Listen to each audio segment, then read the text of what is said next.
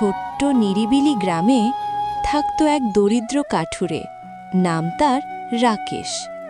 তার ছোট্ট কুঁড়েঘর, ভাঙা চালা, আর পাশে তার স্ত্রী মালা।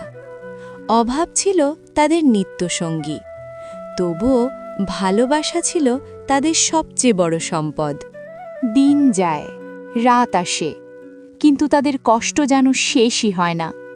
কখনো একবেলা খেয়ে, কখনো না খেয়েই কাটত রাত। রাকেশ, ঘরে এক মুঠো চালও নেই, কাল আমরা কি খাবো? তুমি চিন্তা করো না মালা, আমি আছি তো।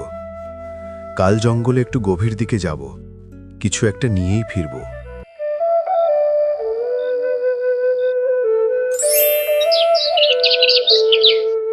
পরদিন সকালে রাকেশ বেরিয়ে পড়ল জঙ্গলের গভীরে।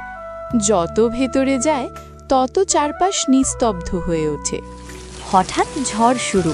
ঝড়ের হাত থেকে বাঁচতে সে আশ্রয় নিল এক পুরনো গুহায়। এটকি, তার চোখ ছানা বড়া হয়ে গেল। গুহার কোণে পড়ে আছে একটি বড় লোহার সিন্দুক। রাকেশ ধীরে খুলছে। সিন্দুক ভর্তি ঝলমলে সোনার মোহর। এত সোনা! প্রভু, এটা কি স্বপ্ন? মনে রেখো, লোভ করলে সব হারাবে। রাকেশ বুঝল, এটা এক পরীক্ষা।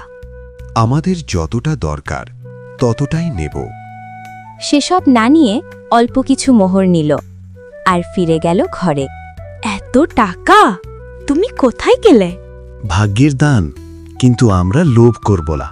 তারা সৎ পথে জীবন গড়ে তুলল, আর কখনো লোভের দিকে পা বাড়াল না। লোভ মানুষকে অন্ধ করে দেয়, কিন্তু সততা মানুষকে সত্যিকারের ধনী বানায়।